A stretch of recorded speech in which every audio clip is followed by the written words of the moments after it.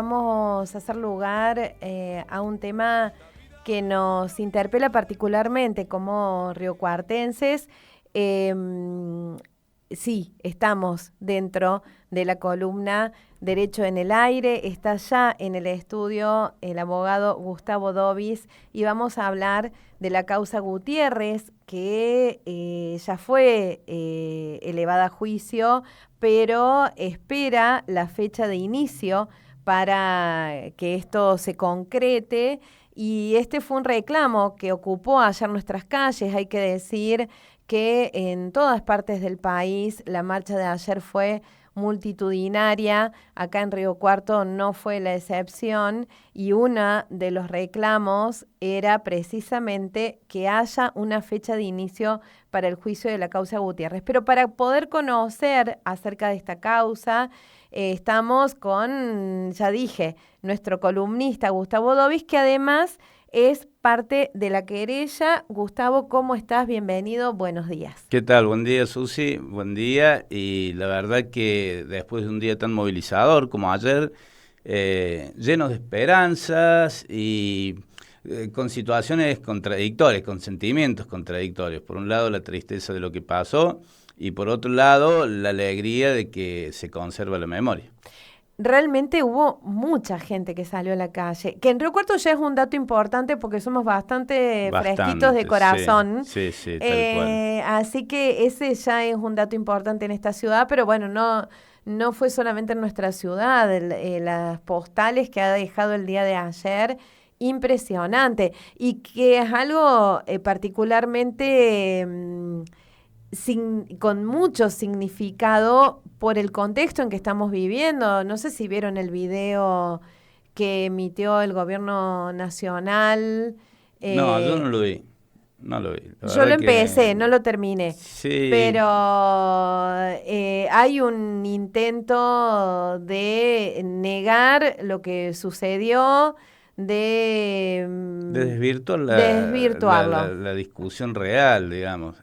Y aparte tiene que ver con la provocación. Entonces, creo que no hay que darle entidad a esas cuestiones que uno ya se las imagina que van a venir. Entonces, Sí, lo que pasa es que esto está en el marco de un momento histórico en el que los jóvenes de hoy, esto no me acuerdo quién lo decía, no es mío, pero lo decía y realmente es para pararse a pensar, los jóvenes de hoy están escuchando una historia que les cuentan personas que la han escuchado a su vez, en muchos casos. sí, Entonces, es más importante que nunca los testimonios tal cual. hoy. Sí, yo creo ahí hay dos cuestiones. Una, esto que vos decís, los organismos de derechos humanos, yo formo parte de uno, pero tenemos la responsabilidad, y a mí me parece que hay que abrir más la discusión, hay que abrir más, porque al final si no terminamos como leyéndonos las manos entre gitanos, por decirlo de alguna manera. Creo que la tarea es llevar la memoria a lugares a donde no va generalmente. Entonces, eso por un lado. Bueno, y por el otro lado, con respecto a este tipo de provocaciones por parte del gobierno, son esperables, pero también no nos olvidemos que hay una sociedad que necesita de eso. Porque el golpe no fue solamente militar, fue un golpe cívico, primero que nada, eclesiástico y militar. Es decir, hubo una conjugación de un montón. Con esto, ¿qué te quiero decir, Susi? Que no hay una parte de la población que esté desprevenida, sino que apoya lo que el gobierno sostiene. Y siempre va a estar, lamentablemente. Lo que pasa es que, y ya entramos en la causa Gutiérrez, que hubo unos años en los que esa parte de la población se percibía como hechos aislados. Uh-huh. Y hoy es como que está potenciado por un planteo decidido por parte del gobierno nacional de negar lo que sucedió, de cambiar, de desvirtuar, como dijiste Sí, vos, lo que ha sucedido. Pero vamos a la causa Gutiérrez. sí. ¿Qué características tiene esta causa y por qué es tan importante para Río Cuarto y la región? Porque la causa Gutiérrez tiene su epicentro en el sur cordobés, no solamente que abarca Río Cuarto, pero es una causa donde ha habido múltiples partícipes, desde Policía Federal, Policía de la provincia y también gente del batallón de Olver. Entonces, bueno, y es una causa que a nosotros nos toca muy de cerca porque en su mayoría sucedió en la ciudad de Río Cuarto y bueno, la verdad que quienes estamos dentro de la causa, propugnamos ya hace un montón de tiempo para que haya un juicio, porque no hay que olvidar que a partir de esta causa vamos a enmarcarla en hechos que sucedieron entre el 76 y el 78. La causa se llama Gutiérrez, justamente, y Gutiérrez no apareció nunca, no se sabe dónde está, no se le perdió el rastro. De todas formas, como él era el jefe en ese tiempo del batallón, quedó con ese nombre. La causa, inicialmente, si yo mal no recuerdo, tenía casi 70 imputados. Hoy me parece que está en 32, porque han ido falleciendo. Se han ido dando los sobreseguimientos durante el proceso por cuestiones de muerte. Por fallecimiento, claro. Entonces, lo que se pide específicamente es una fecha de juicio, que el Tribunal Oral Federal de Córdoba, el número 1, disponga la fecha de juicio para que se pueda llevar a cabo adelante, porque si no va a llegar un día que no vamos a tener más imputados si esto sigue así. No creo que eso suceda, pero la verdad que cada vez son menos. Hay que tener en cuenta que la causa se había unido en un momento dado también con la causa Gómez, un famoso represor de Río Cuarto, tremendo, una persona, la verdad que una vez un psiquiatra dijo, la verdad que es para llevarlo a un simposio de psiquiatras porque están todas las patologías psiquiátricas perversas en una misma persona y normalmente no se da.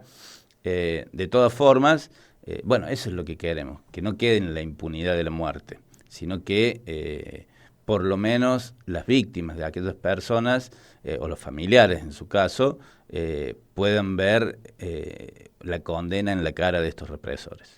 ¿Qué es lo que encuadra dentro de la causa Gutiérrez? ¿Cuáles son las imputaciones? Mira, hay de todo, Susana. Desde privación ilegítima de la libertad, vejaciones, torturas, abusos sexuales. Los delitos son múltiples, pero múltiples. Yo te digo algunos de los tipos penales, pero la verdad que son múltiples. La brutalidad con la que se cometían. También tiene que ver, hay cuestiones que al principio del proceso, y esto está bueno mencionarlo, al principio, cuando empezó la dictadura, era una cuestión mera, lo voy a decir así, pero tomémoslo con pinza, meramente ideológica, y que venían a exterminar con quien pensaba diferente. Después se convirtió en una pandilla de saqueadores, que ya fueron sobre la propiedad privada, ya excedía la cuestión ideológica, ya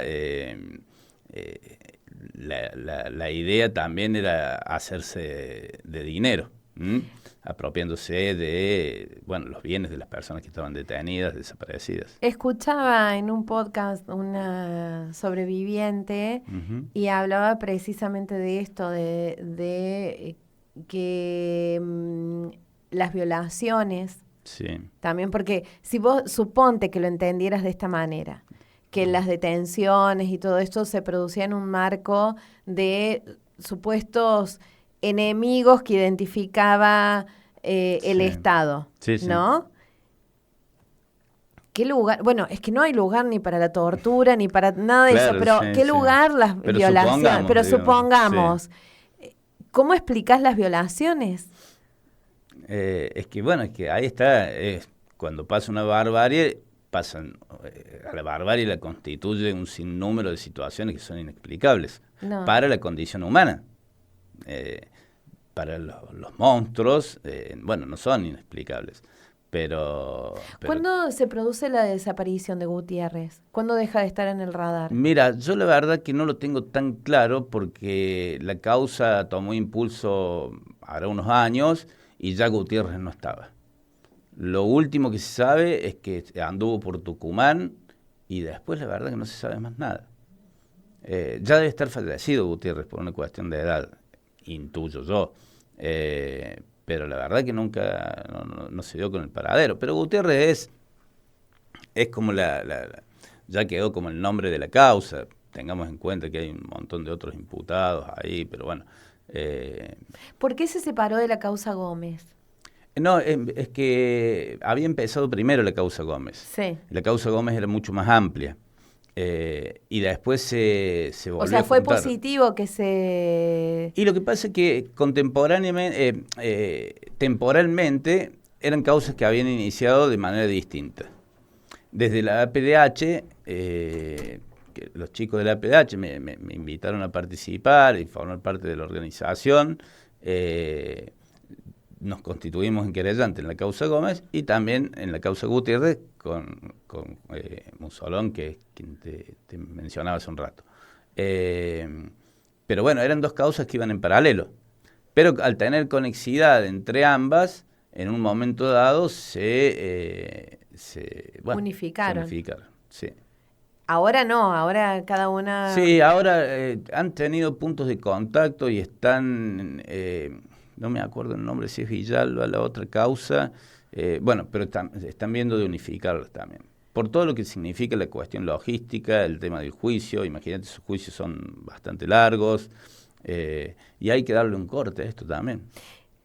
¿Esto podría pasar, aun cuando ya esté la elevación a juicio, que se unifiquen las causas antes de que se realice el juicio? Sí, vos tenés en cuenta, Susana, que estas causas, la verdad que son absolutamente extraordinarias. Muchos de los principios del derecho procesal, muchos de ese tipo, de esas mandas jurídicas, por ahí ceden ante lo novedoso y lo poco habitual que son este tipo de juicios. Acá no estamos hablando de alguien que robó o asesinó en ocasión de robo, está totalmente claro cómo va el proceso. Acá hay cuestiones que se han ido dando también con una determinada inventiva de tratar de hacer lo más acelerado el proceso. Pero bueno, ya veremos qué determina el Tribunal Federal Oral número 1 de la provincia de Córdoba. ¿Qué es lo que, o cómo ves vos en el contacto? Bueno, vos sos abogado de Juan Musolón, Sí. ex preso político. Sí. 7 años detenido estuvo Juan. Y sobreviviente a todas estas claro. Sí. torturas, vejaciones. ¿Dónde crees que reside la importancia de cerrar un caso como este? Primero, de que no quede impune, sobre todo eso. Darle un mensaje a la sociedad que este tipo de cuestiones, a la sociedad y a aquellos grupos que extrañan esas épocas, que este tipo de cuestiones no quedan impunes en la República Argentina, que dentro de todo hemos sido un país que la verdad que ha hecho mucho, con el juicio a las juntas, después vino Menem con sus indultos, pero en realidad que llevó a una determinada cantidad de represores al banquillo de los acusados y hemos tenido muchas condenas. Entonces creo que el mensaje es importante como en todo juicio que no quede impune y que paguen, porque no son hechos comunes acá. No estamos hablando que vamos a perdonar o que no vamos a castigar, estamos hablando de que tenemos la obligación de castigar a unos monstruos. Es decir, no existe... debemos dar el mensaje de que no existe para aquellas personas que carecen de la condición natural humana la impunidad. Es decir, ustedes no son personas, son no personas, son no humanos, carecen de humanidad, entonces no tienen lugar en esta sociedad, ni en la sociedad del futuro. Actualmente estos 30 y pico que están vivos, Sí. ¿están libres? Hay de todo. Hay de todo. Hay muchos con prisión domiciliaria por el tema de la edad, de enfermedades varias. En su mayoría están con prisión preventiva. La mayoría está con prisión, Sí, no sí, están sí. por la calle. Libres no. ¿Hay de Río Cuarto? Sí, hay de Río Cuarto, hay varios de Río Cuarto, en su mayoría te diría, pero también hay de Córdoba, porque la D2 también participaba en consonancia, era todo un entramado que había. Entonces pero digamos que el punto neurálgico es la ciudad de Río Cuarto, por ser la cabecera del sur, pero es todo el sur. Acá en Río Cuarto tuvimos la desaparición de Comba, Braunstein. Se apuntaba mucho a la gente que tenía, primero a las bases, por ahí militantes, y también a los estudiantes y o profesores de la universidad. Imagínate que cuando estas bestias asumieron, empezaron la quema de libros, el conocimiento en sí. Entonces las casas de altos estudios estaban muy perseguidas, muy perseguidas. Y bueno, pusieron asimismo un interventor que facilitaba datos, errados o no, de gente que pensaba de una determinada manera. ¿Se ve en el expediente la connivencia de los sectores que no eran militares? Por ejemplo, sectores, personas del sector eclesiástico, de personas civiles, digamos, ¿se ve eso Sí, en el en expediente? realidad hay... Más allá de que no estén imputados. Claro, se ve como una omisión de ayuda, por decirlo de alguna manera. Que en Del esa sector eclesiástico, circunstancia... sí, del sector empresarial también, de Río Cuarto. Claro, hay como una hacer la vista gorda y no sé qué otro tipo de colaboración, porque no consta, a nadie le consta en el expediente, o por lo menos yo no lo he leído. Pasa que vos imaginate que es un expediente eterno, entonces se te pueden pasar datos. No he visto en el expediente que digan que tal o cual persona perteneciente a la iglesia, a un grupo empresario o la sociedad civil haya redireccionado la investigación en ese momento hacia alguien en particular. Hay sospechas, pero me parece que no. De todas formas, te repito, viene la época del juicio, ojalá que tengamos fecha y ahí ya vamos a tener que ponernos de cabeza en el expediente, que es inmenso. Para los que estamos acostumbrados a hacer el derecho penal, no. este es un mega expediente. Y son megas causas, claro, no es la exacto. primera, es así, por algo Esta se es la le mega llama. causa nuestra, Claro. de Río Cuarto. ¿Cuánto en lo procesal, cuánto más puede tardar una fecha de inicio del juicio? Mira, en realidad estábamos esperando que la elevación a juicio, siempre se hablaba, yo me acuerdo cuando participaba en la municipalidad, de que iba a ser por el 2017, 2018, la elevación a juicio. En ese tiempo yo también decía, mira, para mí no va a ser en el 2017, 2018. No sé por qué están poniendo el 2019, esa fecha, cuando me parece que de acuerdo a los tiempos procesales, a la presentación de recursos, se va a estirar mucho más allá. Hoy en día parece que fuese inminente que van a poner la fecha de juicio durante este año. Bueno, yo espero que me sorprendan con respecto a eso. Ojalá sea este año. Pero bueno, hay que tener en cuenta que del otro lado hay 32 imputados, hay 32 equipos de abogados que van a hacer todo lo posible porque el tiempo transcurra, que no... Esto no es una crítica a los colegas, sino que está dentro de su estrategia, obviamente, claro. Tienen que hacerlo, que transcurren porque muchos de los 32 están en el ocaso de su vida. ¿Hay un plazo que pone la justicia o no? No va a haber plazo, no hay plazo salvo, bueno, el requerimiento de los organismos de derechos humanos y la sociedad toda, porque el juicio se lleve adelante. ¿Se haría acá en Río Cuarto? ¿Puede ser en Córdoba? ¿Eso cómo se decide? ¿Cuándo se sabe? No, se va a hacer casi seguro, te diré, en Córdoba, en Córdoba capital. Sí, allá en el tribunal número 1.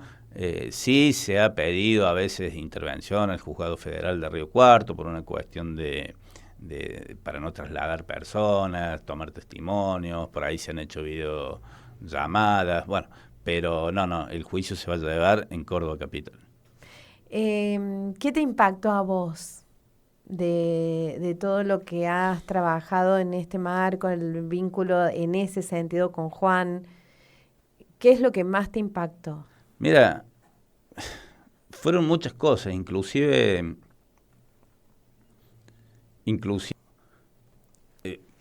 hay muchas cosas que te impactan, desde la injusticia, desde la monstruosidad. Inclusive me impacta a veces que yo lo naturalizo y caigo que no es natural. Claro. Y toda esa bestialidad que vos decís, che, parece que estuviera viendo una película y bueno, en realidad no es una película, es algo que pasó.